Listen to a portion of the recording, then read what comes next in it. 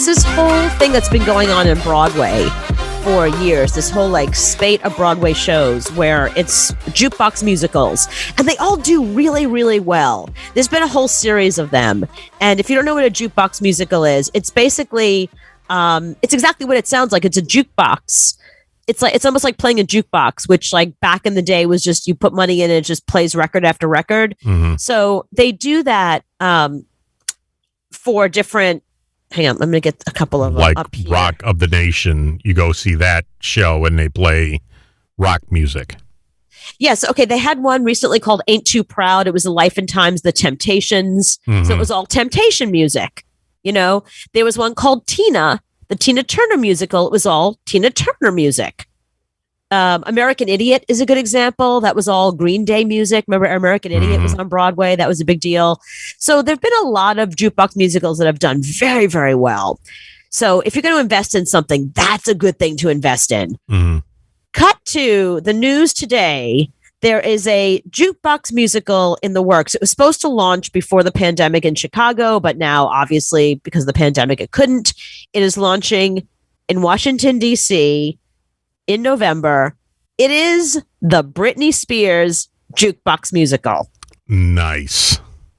Yeah, I feel like it's been a while. Like this is one of the ones that I could see why they would do it. You know, she had the whole residency in Las Vegas for a long time, sold out like crazy. So people that didn't know they liked Britney Spears now love Britney Spears. Fans who love Britney Spears still love Britney Spears. She has enough music to make a musical out of. Yeah, I thought you were going to say Paris Hilton musical of all of her song. You know, that so at least you pick somebody with hits. She can carry an hour show with just her hits.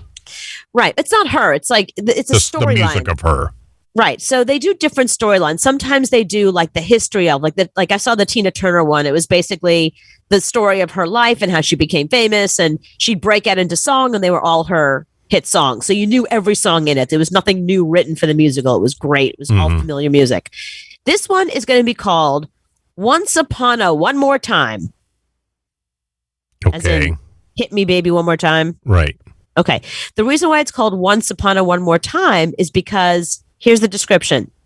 Cinderella, Snow White, Little Mermaid, and other classic storybook characters gather around for a book club when a rogue fairy godmother grants their wish for a new story by dropping the feminine mystique into their laps. The arrival of this new music spurs a royal revelation, and it's basically like then suddenly it's all the Britney Spears music. They already have the rights to Oops, I Did It Again, Lucky, Toxic, and Circus. So we know those songs will definitely be in it. So only 4 songs. They didn't get Baby One More Time. Oh, no. They got what I'm saying. Those are the ones that I just told you about. It says and more. So it'll be no, they have to fill up a whole musical. They got to fill up 2 hours. Mm-hmm. So I'm sure it'll be Baby One More Time because the name of the musical is Once Upon a One More Time. So they're going to do like I Love Rock and Roll since she did that song as a cover? Maybe. Oh, okay. Yeah, maybe. So the 2 interesting things about it. So a lot of these musicals, before they hit Broadway, they opened somewhere else, like Boston, Chicago. This one is opening in Washington, D.C. Mm-hmm. That's interesting. But the more interesting thing is who's producing it. The Royal Shakespeare Company. Really? Yeah. Yeah. What do they know about Britney Spears? Thank you. That's what I said. They don't know anything about Britney Spears. That doesn't they sound know like about good. They know about money. They know about Broadway. I think what happened was the Royal Shakespeare Company, like many other people over the past couple of months or so, 14 months in that industry, are not making any money. And somebody gave them the opportunity and said, you guys want to produce this? And, all right, sure, why not? They do produce wacky stuff. Like I had gone to, in Oregon, the Oregon Shakespeare Festival, very famous. I'd gone there one year with my boyfriend, and you see Shakespeare plays, but then there's like a modern play that they throw in there, something that's not Shakespeare. So they do these like one-offs once in a while, something creative, something wacky, something you've never seen before. So I think they're embracing that because they need money. They're not bringing people back into seats with Hamlet. But in Washington, is that a big place that's known for their shows? Yeah. Oh, yeah. Like the Source Theater. Yeah, there's some very big theaters in well, that's the whole point. So DC, Chicago, and Boston. There's 3 very famous theaters there where shows start out before they head to Broadway. Oh, okay. I mean, there's actually the show that I invested in, Be More Chill, that started out in Jersey, on the Jersey Shore, before it ended up in New York. So they try it out in these cities, and if it's good, then it moves to Broadway. Exactly. They work out the kinks. Yeah, because, they're not going to have Britney Spears, so they have to get a Britney Spears alike. And she's, she needs to be as good as Britney. And they don't know until they put it out there. So it might not come to Broadway. Right. It might not. It might die in a vine.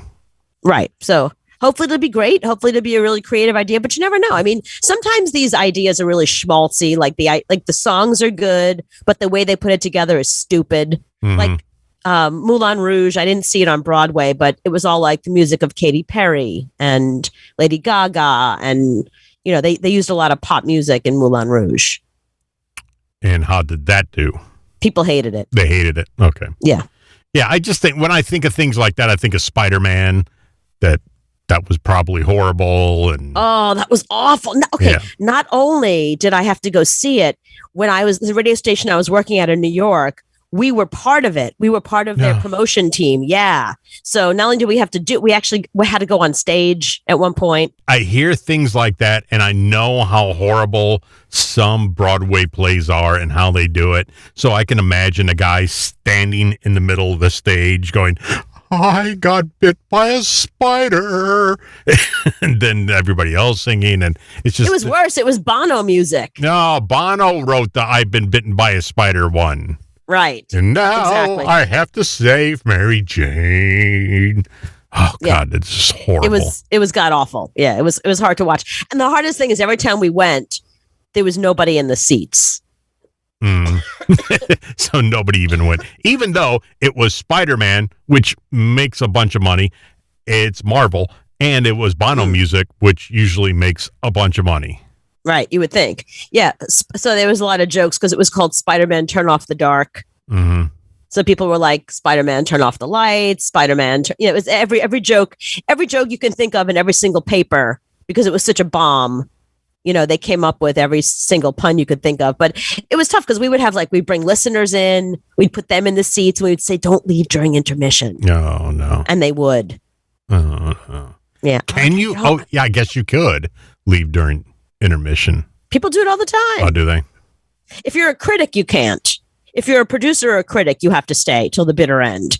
But if you bought a ticket, or if you want a ticket, or if you want a ticket, you could do whatever you want. Yeah. Right. Okay. I'm out of here. Gone. Thanks. Right. Yeah. A lot of people would leave. They'd be like, oh, you know what? The babysitter. This is costing me money. But you can't leave while they're singing, right? They shut the doors. No, of course you can't. You can't? No, you can't get out. Okay. No, unless you're dying or something's happening to you, you can't get up. No, intermission. You can leave during intermission. Oh, okay. Yeah, that's why a lot of shows now don't have intermissions. Oh, because they don't want you to leave. Yeah, they want you like you're a captive audience. There's 90 minutes. It'll say you'll come and sit down, and they'll hand you something that says 90 minutes, no intermission. Pee now.